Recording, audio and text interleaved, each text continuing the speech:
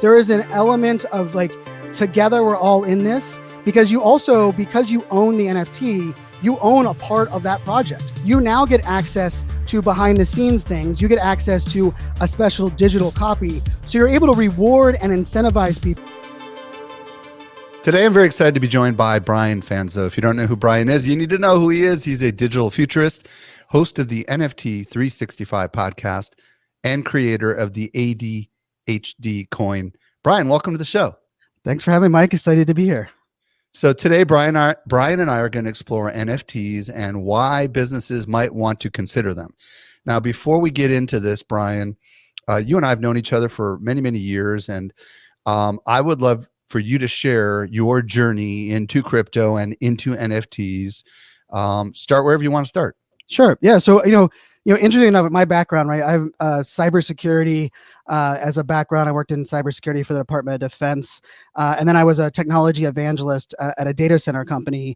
And actually at that data center company is actually when we met, Mike, in that 2013 range. And as I was leaving that, a lot of our focus was into the blockchain. And so I've actually been talking blockchain, the actual technology of blockchain, since 2013. And funny enough, I actually made this proclamation that I was like, please, let's not make something that has a financial asset as the first use case for this amazing technology. And of course, we were completely wrong as crypto became the vehicle. And it was, the reason I put that out there was, much like, with cloud computing, or we moved to some of these complex tech side, the risk is already there for doing something new. And then we add financial risk to it. And, now it has another layer. And so funny enough for me, I was talking blockchain in many facets, but really shying away from crypto for multiple different reasons. But a lot of it had to do with, where does it playing in? I didn't think of myself as like a financial stock guy. Like that wasn't like my right. background and knowledge. And, interestingly enough, it was actually as I started to look at things below the different elements of blockchain. I think as we started to see things like Ethereum and Solana pop up in what they could actually provide, then I started to get excited about this idea of utility and where that can extend. And I will actually say it was actually creator coins that opened my mind to, wait a second, what if we could add a layer to someone supporting or holding something and do it in a way that is beneficial for an entire community, right? As soon as I recognized that idea of this creator economy, I was like, okay, now we're onto something. But I couldn't figure out what is the vehicle to onboard people. And then NFTs kind of became that thing where I was like, oh, wait a second.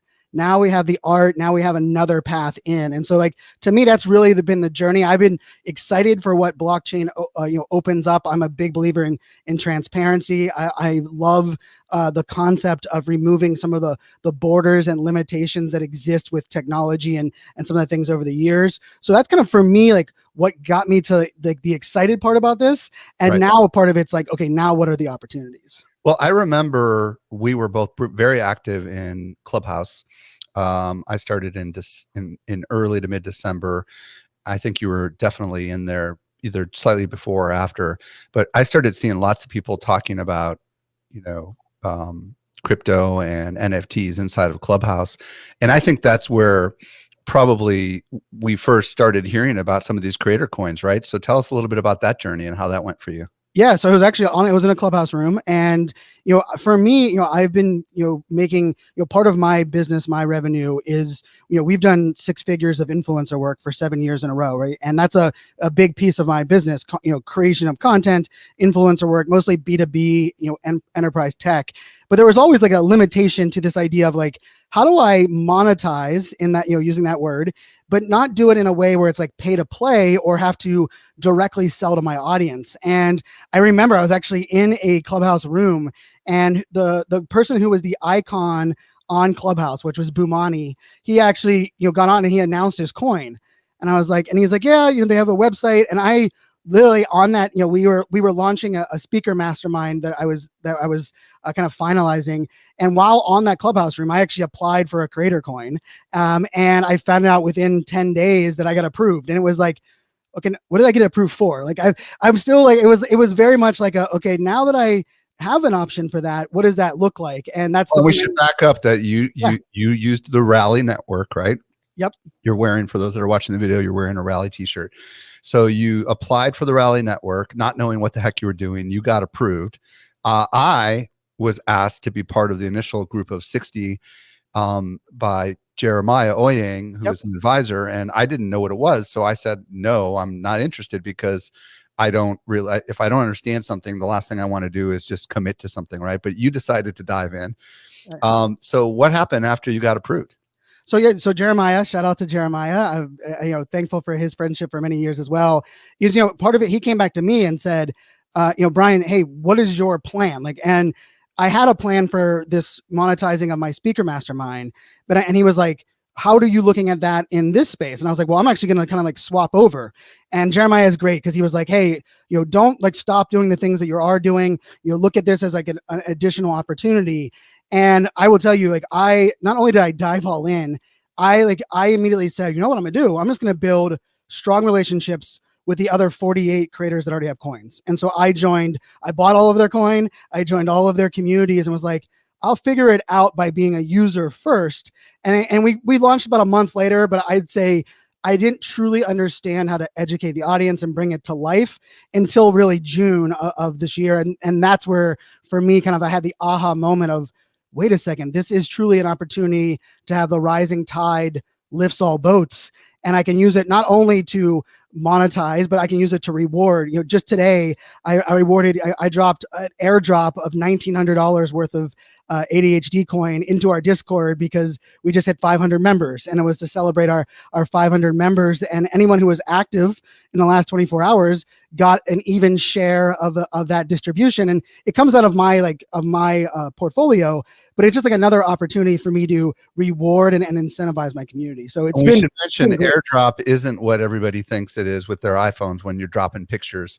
It's actually, explain what it is for people that don't know what that means. It's so funny you said that. I would literally just was explaining that the call I was on prior to this. Airdropping is you're sending to someone's wallet or portfolio it's really a crypto transaction that you're sending over, and it can be, you can airdrop an NFT, you can airdrop cryptocurrency, or in my case, I'm airdropping ADHD coin. And what's neat about that is Rally, which is the side chain. Just, I guess, let me explain that part of it real quick.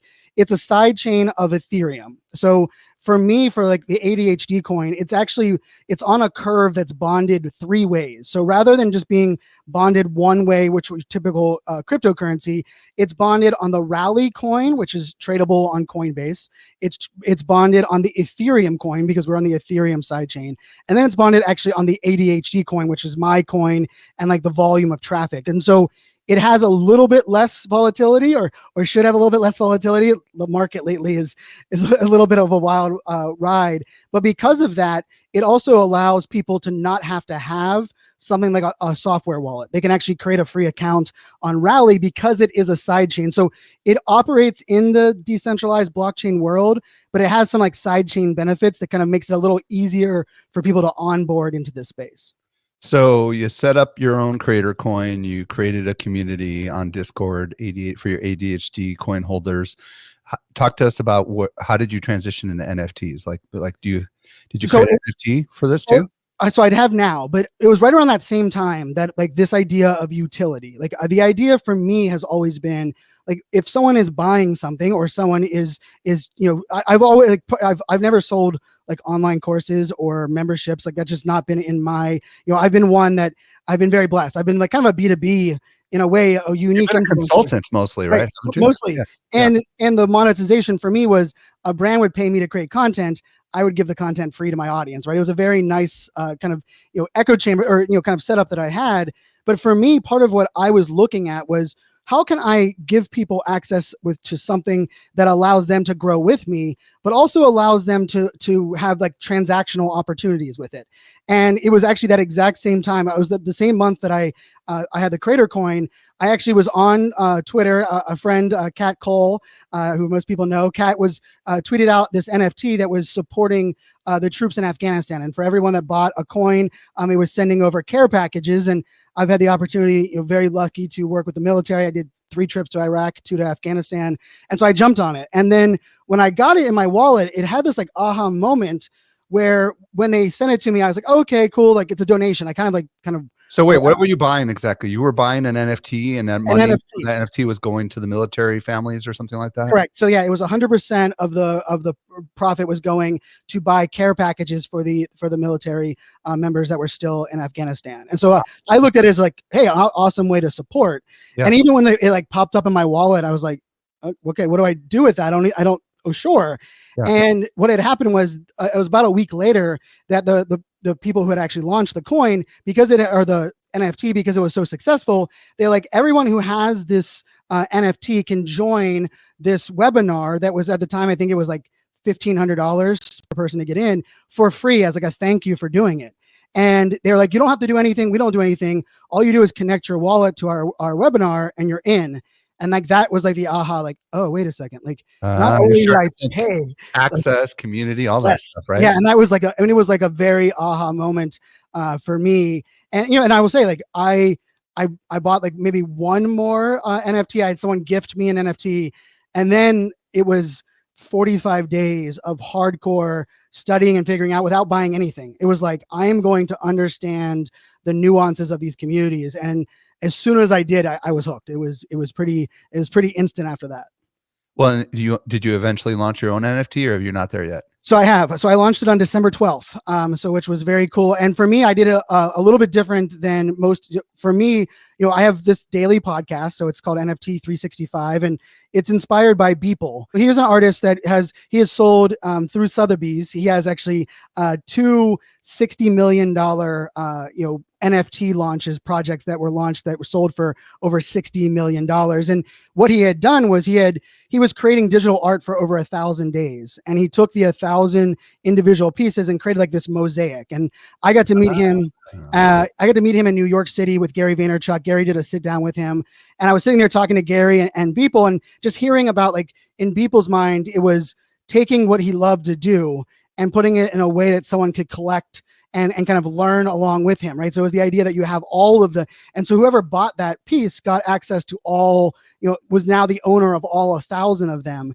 And at that moment, I said, you know what I need to do is I need to create a mosaic to teach people NFTs. And so I came up with the idea, I'm going to buy an NFT every single day for a year, and I'm going to do a daily podcast, and kind of, which will keep me kind of on top of it, in the loop. But when I was doing that, I was like, you know, there's something that's missing from this concept, because it was partially for me was like, if I'm buying one every day, someone doesn't have to spend the money to participate. Like, you can literally just follow along on our journey. We're posting everything publicly. We have full access. But the piece that really hit me was like, what if I sell NFTs of my own that give people a piece of the revenue of this total sale that we sell on November 11th, 2022. And so I rolled out 2 different levels of NFTs, but total, they'll get 52% of the revenue from that project. So we're going to sell all 365 as one mosaic NFT on November 11th, 2022. So it's a 11/11/22. And the hope is that it's appreciated in value, right? Is that the idea? It is, and it's also going to be the entire journey. So every day is a podcast episode. So each one of those days, we're going to connect the podcast episode to the piece of art, the NFT that we actually bought. So it's going to be the entire story. You're actually buying, you know, the first ever daily, you know, NFT collection that also includes the NFT audio from the podcast in one mosaic collection. So not only the value of the bag, or, you know, the bag being referred to as all of the NFTs, but also this entire kind of package. And what's neat is we're holding all of them. Every one of them is held until that date. So today was day 49 of buying our NFTs, and the amount of people now, they're like, wait a second, you're holding them that long. And so it's gonna be fun to look back 6 months from now and be like, what did we buy in November, and why did we buy that? But that's kind of like the entire package, and it's been fun. I created NFTs. I did 3D animated NFTs that even have an augmented reality functionality, because if I'm going to do something, I usually do it big. And so it's been a really fun journey, and we still have some for sale at the super fan level that we are rolling out. But for me, the beauty is I'm giving up 52% of the revenue for the community. And so the project is as much for the community as it is for me. Very fascinating. All right. Well, so now this is a great transition, since you're buying NFTs every single day. Let's think about this from the business perspective. There's a lot of business people listening to this show, and they're wondering, should they create NFTs for their business? Or said another way, why should businesses consider creating NFTs? What's your response to people that are maybe a little skeptical right now? Because I'm sure plenty of people are like wondering why would I do this? Trust me, I was there, right? I remember being like, what in the world are people like, why are they trading them?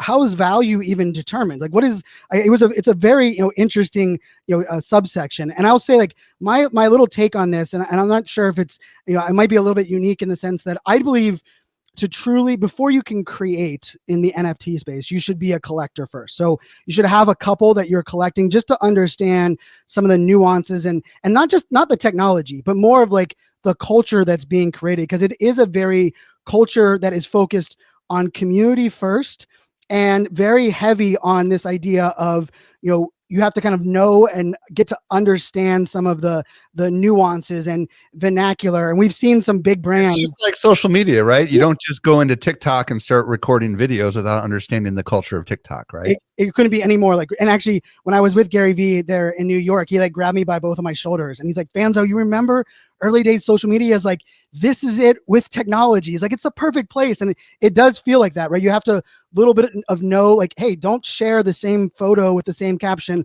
on LinkedIn and Facebook, right? Like now we have to understand, okay, if I'm launching an NFT, what does it mean to a mint price versus, royalties coming on the back end, like those little nuances. But I think for brands, the other thing to think about, our businesses as a whole, is there's an opportunity here to really integrate yourself by holding an NFT and actually joining some of these communities where you might not even have to create one to generate value for your business, because a lot of these communities, I will tell you, a couple that I'm a part of, I've now done business with many of the people in there where I'm buying their services and things they have going on, because it is, if you think about NFT as an access ticket to, a closed door event or a closed door Discord or a private community, it is something really neat about having that access and being able to, have conversations with those that kind of share your passion. So I do think businesses should definitely be thinking about it, but I think the first start is definitely to be a collector first and then kind of create after that. Well, and from what I'm learning, and I am a student of this, I think part of the reasons why business might want to consider creating an NFT is, unlike a social token, which is just, they're all equal, right? They're all of equal value. And, one ADHD token is no different than the next ADHD token. NFTs can be limited edition. They can be tradable. And they can also really, some of your most loyal customers might want to buy these in the same way they would buy a baseball cap or a t-shirt, right? Or any other cool thing. Like in the past, Seth Godin, a big author in the marketing world, he sold a couple limited edition, like giant versions of one of his books, and they sold for ridiculous amounts of money. And that's like, there's only a few of those, right? And that's, I don't know, you have anything? So you think about it from that perspective, right? Like the difference with NFTs, and you actually kind of set it up perfectly on non-fungible token. Like I think the word itself is pretty funny, but the idea of non-fungible token is that it is not the same. There's not one of many, right? So if I gave you $10 today and said, pay me back $10 next week, you could take the $10, use it, spend it, come back with $5 and 5 ones, and you still gave me $10. But if I'm sending you an NFT, this NFT, and telling you to send it back to me next Monday, you are sending me that exact same token, that exact same NFT is coming back to me. And so that idea adds into the exclusivity, right? It adds into that little bit of that collector notion. But the place where it goes beyond kind of what Seth Godin example you mentioned was, what if everybody that bought that limited edition, book that was, only one of 6 or whatever it was, also got access to a 1-hour phone call every year that they owned it with Seth Godin. And you could actually, by just holding it, you got into his Calendly and you were able to book your 1-hour phone call. But then all of a sudden you're like, you know what? I'm going to retire. What you are able to do is, I'm going to sell that on the blockchain because it's authenticated. I'm going to sell it to someone who's now wants to get in marketing and have that 1 hour with Seth Godin. Not only when you sell it, can you have that monetizable value, but there's nothing Seth Godin needs to do, because that that is all transparently on the blockchain.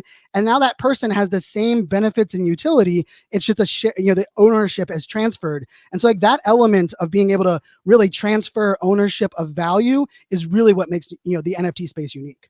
And the part that I think is exciting from a business perspective is if you do create a series of NFTs and it becomes something that lots of people want to trade, well, there is a business advantage. You can write into the smart contract that you're going to take 5% of every trade that happens, right? Without question. And that's a way that you can actually make more money on the exchange marketplace than you can on the original NFTs, which is exactly what happened with Gary Vaynerchuk with his VFriends, right? Yeah, he just publicly put out he's making $1.1 million a day right now On the trades. on the residual backend. So it's because the way it works is natively in the contract, you can actually build in. And the other part of this that's nice is you can add in direct charitable aspects too, right? So not only can you say, I get 10% as a creator every time you sell my NFT, but you can actually say, I get 5% and send 5% to No Kid Hungry because it's a charity that I believe in. There's nothing that you can do. There's no way to go around that. Every single time that it is sold, that is automatically taken and put into those wallets because that's interesting. That's in the smart contract. That's really interesting. So that's that social good concept that we were talking about. So fascinating. So I would imagine that other entity must also have a wallet that this can automatically be done in. But the good news about this, which I think is really interesting, is you can't cheat it because the only way to exchange these things. Well, actually, even if I just sent my NFT to you, from me to you, somehow it executes programming, if you will, right? Yep. Which automatically distributes the portions, right? I mean, somehow it's automated. Is that right? That's correct. So that's the beauty of the smart contract. Really, a smart contract it's better to say it's the code that lays underneath of the photo or the image that we all see.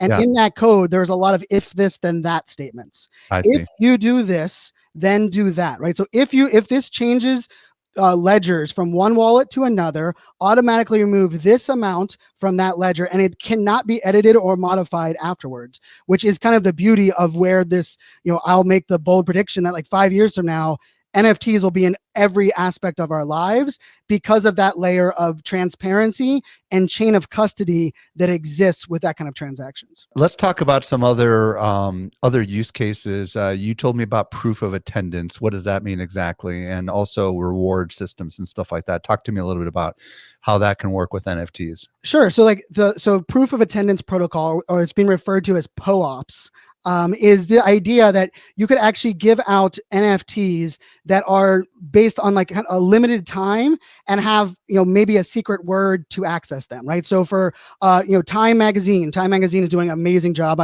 in transparency. I'm a holder of a couple of their NFTs, but one of the things that they do is they run these Discord community sessions, and during the Discord community session, they'll give out a secret word, and during that same time frame, that 1 hour block, you go over to the website and you put in the word, and it gives you an NFT, or what they're calling, a POAP, which means proof of attendance protocol, which just signals, hey, I attended this. What is neat about it is when you accumulate 5 of those, let's say for Time Magazine, you now get access to behind the scenes things. You get access to a special digital copy. So you're able to reward and incentivize people that are participating. I'm doing it actually with my podcast starting next week. We're actually doing a secret word in our podcast.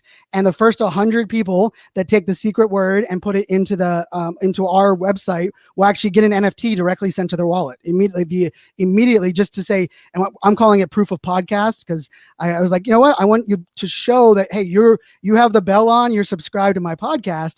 And then what I'm going to do is I'm going to give out, rewards in my coin. If you have this many of my, POAPs, my proof of podcast NFTs, you're going to get $100 every the 30th of every month.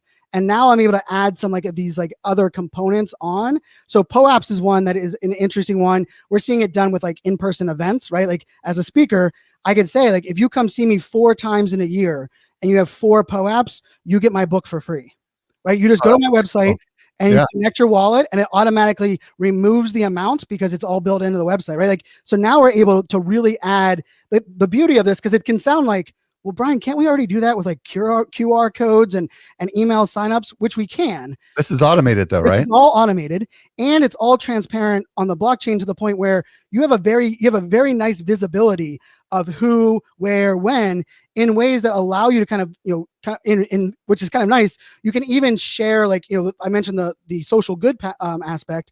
Shaquille O'Neal just launched an NFT, and 100% of Shaquille O'Neal's NFT is going to a foundation. And what he's doing is all foundation payments for everything they're doing will use the wallet that the money is going towards. So for me, like I pulled up his wallet because I can see it openly on the blockchain, and I can see every single payment that comes out. So he's like, there'll be no money for overhead or for salaries. And what's beautiful, because the blockchain enables us to see that, is that it's true, right? So like you can kind of see where that money goes, and that's kind of a nice advantage in this like kind of transparent blockchain world. Talk about co-creation with community, because this is something we talked about. What does that mean exactly when it comes to NFTs? So I would say the fundamental aspect of NFTs is community. It's like the photo or the image is community signaling, or you could even say value signaling. And it's much like, I like to use the car example, right? Like I know there's a lot of people that if you buy a Toyota or you buy a Lexus, I believe like they might be made like in the same factory with almost the exact same parts. But there are people that when they want to signal that they have a Lexus, and they will, that's part of the reason you're buying it. And if you think of an NFT as kind of like the front symbol on your vehicle, that if I have this NFT, I'm signaling I'm part of this community and a member of what this community represents. And what's really beautiful about that is it opens up a layer of serendipity that I believe has been missing from social media, digital, for our entire world. Because I mean, part of the beautiful reason that we go to a social media marketing world is I'm connected with all of these humans on every channel there is, right? We are posting and sharing, but the opportunity to be walking down a hallway and run into somebody, and we happen to have a conversation about, oh, we both care about this, and those things kind of organically happen. We go to dinner. We know those things happen every year at social media marketing world. That is what we're able to start to being able to enable in these NFT communities. And like, for example, I one of the ones that I joined it's called Crypto Dads. And it's an NFT that I purchased early on. I minted it. I bought it before it was released. And what's been really cool is there's a channel in there for divorced co-parent dads. And that's what I am. And we're able to be there for each other, connect. And I don't know of another place online, maybe a Reddit thread, that I would have found this group of people. And what's also kind of neat on that is the more that we talk about this crypto dad community, the more people want to be into it, right? So now all of a sudden the value of the NFTs that we are holding are going up, because if more people want into it, and there's only 10,000 of them that exist, and they're non-fungible, therefore they're not able to be duplicated, now all of a sudden the value of what we're holding also goes up. And so the community is, I mean, I've never believed that we could let community become a buzzword. I know you agree with that, Mike.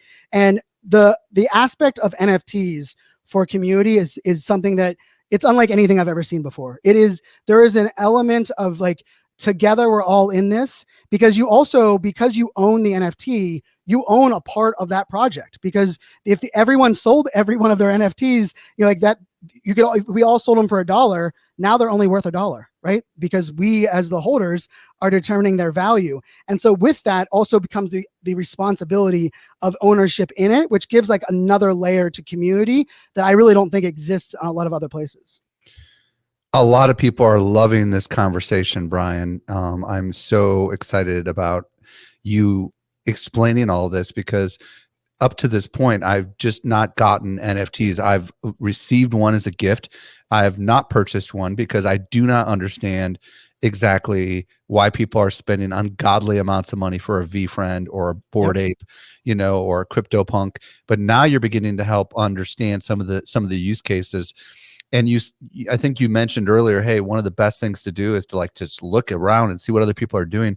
So since you've been buying one every day, let's start with, where do we go to find what others are doing so we can find some inspiration? Are there places that we should go to learn more about some of these different, NFT projects that people are doing? Sure. So I'll say, first of all, if you forgot about my favorite social network, which is Twitter, that's the first place to start. NFT community has not only latched on to Twitter as like the home, but Twitter Spaces, if I looked at my phone right now, I bet you there'd be 16 to 18 Twitter Spaces with a couple hundred people in it, all talking NFTs. Like this, like Twitter I've always loved Twitter. It's always been my love, but it's now there's an aspect of, and I think part of the reason is that mention of serendipity, right?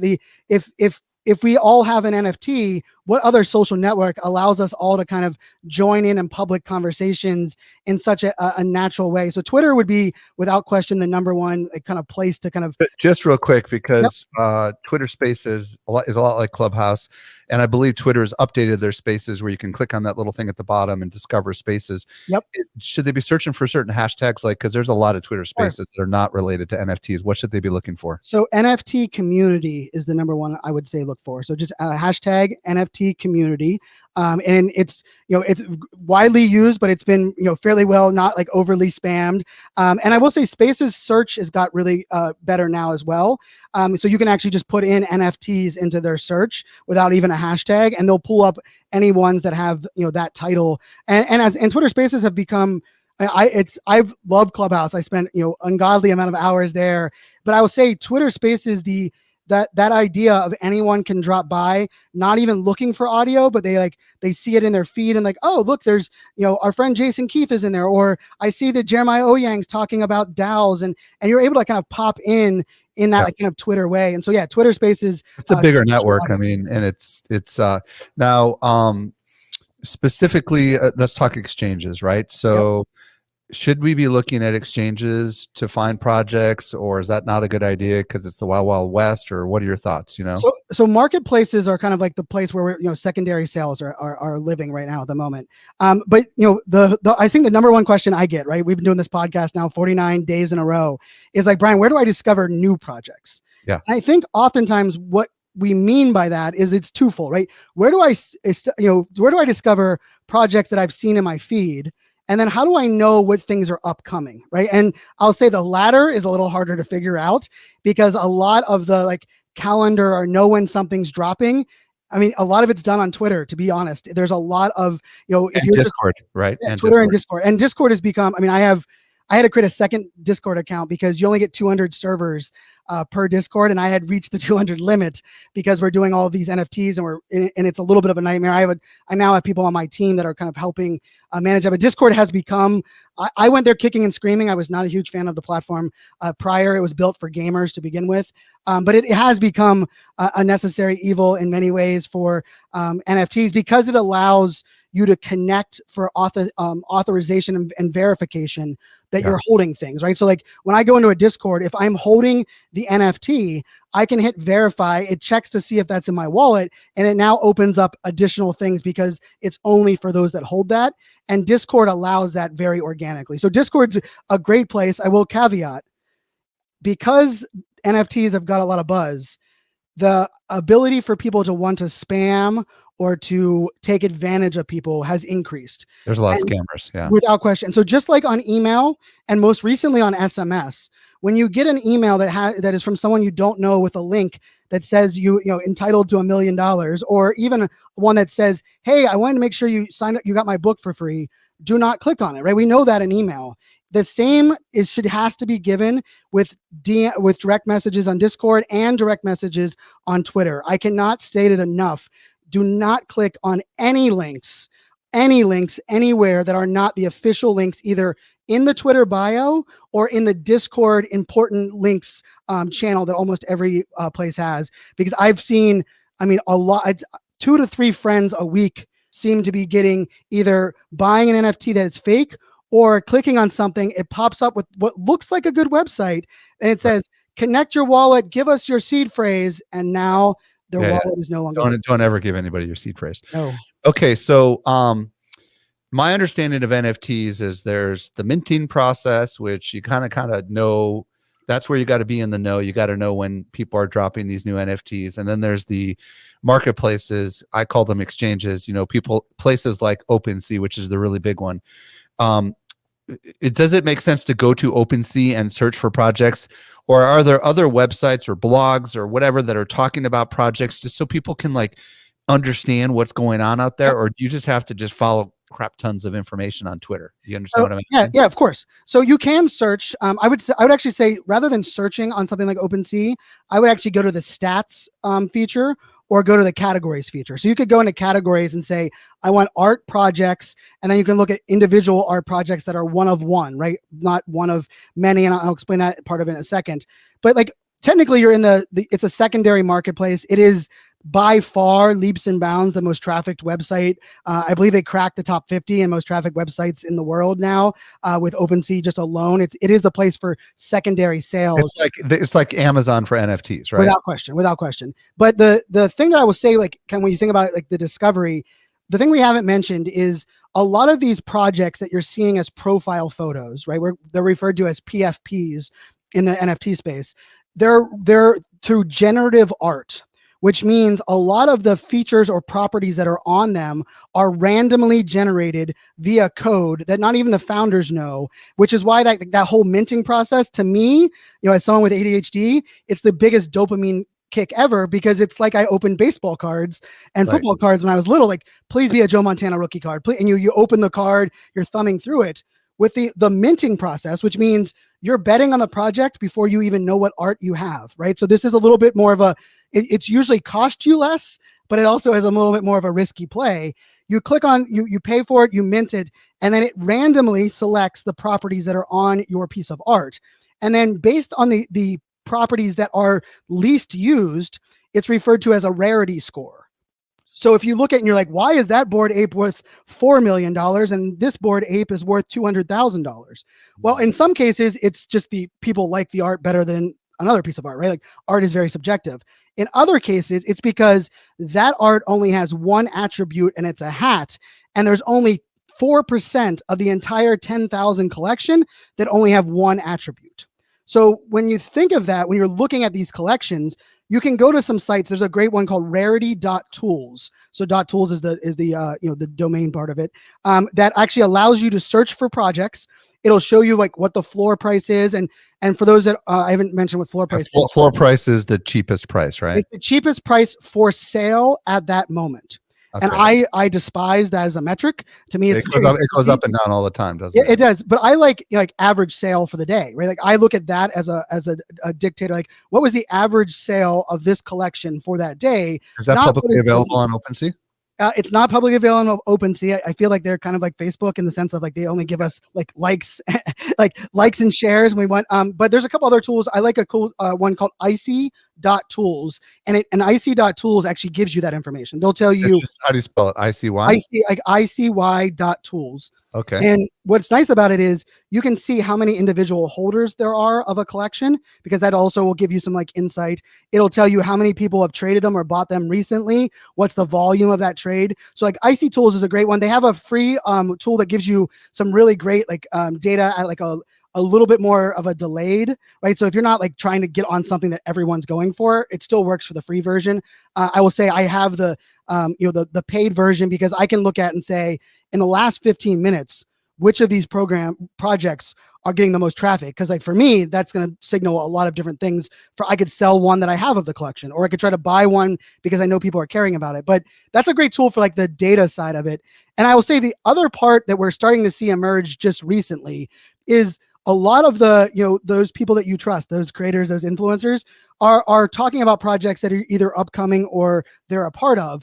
And hopefully it's going to disrupt this kind of what has existed over a little bit while, is a lot of people just being paid to talk about anything.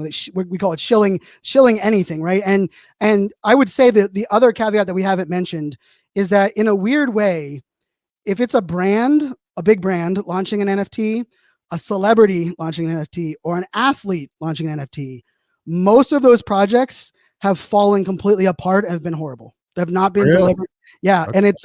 And I will say there's a couple exceptions to the rule. I will say Playboy is one that has done it above and beyond, in my personal opinion.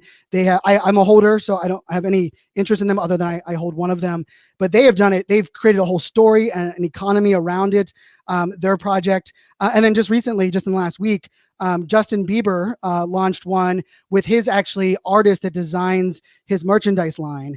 And so they're bears. If you look at my profile photos anywhere right now, I actually have my they're called In-Betweeners is the name of the bear that Justin's team rolled out. But what he did that's really well designed was he understood the community. He focused on the art, and underneath it, like the underneath thread is spreading love and positivity. And so a lot of the things that you get by holding these bears is that you get access to communities that you're able to do social good and give back. And I think a lot of the brand and celebrity mistakes have been like, oh, I want to do that. Like, let's launch it next week. I'll just jump on a project. And I think if you realize that, anyone that knows building a community requires you to be part of the community, not just like, hey, this is a community. That's been one, like we've seen a couple big name people that they'll give away a car if you join the Discord. Well, now the Discord has 100,000 members. They launched the NFT because it's like assumed it has that much of an audience. And then the NFT is bought, the celebrity disappears. The people that bought it are like, what else do we get? And there's not much behind it. Everybody sells it and now it's worth zero. And that has been kind of one of those interesting trends. So in a weird way, it's unlike anything I've ever experienced. If I see a celebrity involved, I immediately it's a red flag. Okay, let's see what they're about. Compared to a lot of these other projects that are very like homegrown feel or really have developed over time. I mentioned Time Magazine. That's a really great one that I believe has done it really well. The Matrix movie rolled out one recently and got a little bit of bad press, but they were trying to do something that no one else had ever done before, which was 100,000 100,000 NFTs in one collection. Like most collections have 10,000 is kind of the average, and they wanted to do something bigger and better than anyone. And they also wanted to let you buy with a credit card instead of having to have Ether, which was like another layer that caused some complexities. But yeah, that's kind of like a little bit of lay of the landscape. And I would say if I was recommending anybody for buying their very first NFT, would be find your first one of a piece of art or like the community or language that just speaks to you. Like you're like, you know what, I would be okay just having that and being a part of that community. And then the second one is when you'd be like, okay, now I want to see what maybe some of my peers or my friends have, or in that one that you bought, like asking around, like this is a very common thing in NFT discords. If you're having a great conversation, you'll say, hey, what other NFTs do you hold? And most times people just send you their wallet. And so now I'm able to pull up their OpenSea account. Like if anyone wants to check out mine, it's very transparent. It's OpenSea.io/Fanzo. It's pretty simple. You can actually see every NFT I own. You can see all of my transaction history. And part of the beauty of that is if you find a community of people, those people probably are also joining in other communities of very well, like-minded ones, on top of that. And so that to me is kind of like that nice ability, like jumping in one that kind of feels good and then kind of going from there. Brian, think 5 years from now, we're recording this at the very end of 2021. Where do you see all this NFT stuff going? What do you think it's going to make possible, especially for, the businesses that are listening right now?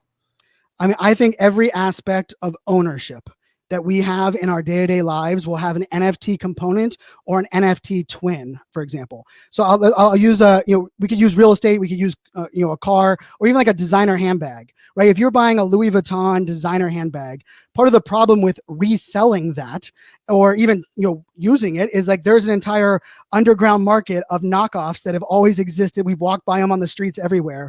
And what is beautiful in this NFT space is if you have an NFT twin associated with your handbag, what is nice about it is it actually shows I purchased this from Louis Vuitton and I am the owner. When you want to sell it, you can actually sell it to someone and transfer that NFT. So that person doesn't have to say, is this real? Is this legit? Right? We've all, Craigslist and eBay. You're like, I just hope it's what the picture is of what they actually said. That's going to exist. The flip of this in like the car side, which I am probably more excited about than anything else, is imagine if car companies, and anyone that works for a car company is listening, I'm sorry, I'm gonna give a little shot. I'm a Jeep fan. Imagine if Jeep really cared about my maintenance of my Jeep. Like if Jeep really cared, right? Like once we buy it, we pay the $40,000, take it off the lot. It depreciates in value because we know how vehicles work. But then it's up to us to do an oil change every 3,000 miles. But imagine if that vehicle had an NFT twin. And every time that Jeep was sold, Jeep, the company, got a 10% royalty from it. What would Jeep now want to actually do? Well, they would now want to actually be a part of and encourage us to take better maintenance of our car to keep the value of the car at a higher level so that their percentage of resale is now increased. And Yeah. so all of a sudden, this idea of shared ownership and caring about who owns your products and services completely changes in the fabric of like this environment. Wow. Brian, this has been an absolutely eye-opening discussion. If people want to check out your podcast, they want to check out you on the socials, they want to go to your website, like go ahead and tell everybody where the best place is to reach you. Sure. So the podcast is pretty simple in all of your favorite podcasting players. So whatever you're listening to this in, just search NFT 365. So NFT 365, which stands for 365 days, which is what we're doing with buying the podcast. It is a daily podcast. A majority of the episodes are solo, where I'm kind of just sharing some narrative. They'll range in times. I am doing some periodic interviews about every 5 or 7. So yeah, NFT 365 is the podcast. I have the same username on every channel. It is iSocialFans with a Z or a Z at the end of it. And then website. I am my full-time profession is a full-time keynote speaker, digital futurist, and I do talk about this like emerging Web3 trends in my newest talk, which is called Shrink the Distance, which really refers to this idea of how we can shrink the distance between us and our audience. And that website is brianfanzo.com. So brianfanzo.com, everywhere and anywhere. And I will caveat, I create a lot of content everywhere. So I always tell people, you don't have to follow me everywhere. Whatever is your favorite channel, just look up iSocialFans. I promise I'm active because I do truly love, being active everywhere. And just give me a follow there because I don't want to, inundate or overwhelm people. But yeah, this was great, Mike. I so appreciate you asking me to be on. And, it's fun. It's this whole world, in my opinion, is opening up so much of what we've always wanted. And it's doing it in some ways that's empowering us as creators. And it's a pretty exciting journey to be on. So I appreciate you having me. Well, Brian, on behalf of all of my listeners and watchers, thank you so much for joining us today and sharing your awesome wisdom. We'll catch you next time. Sounds good.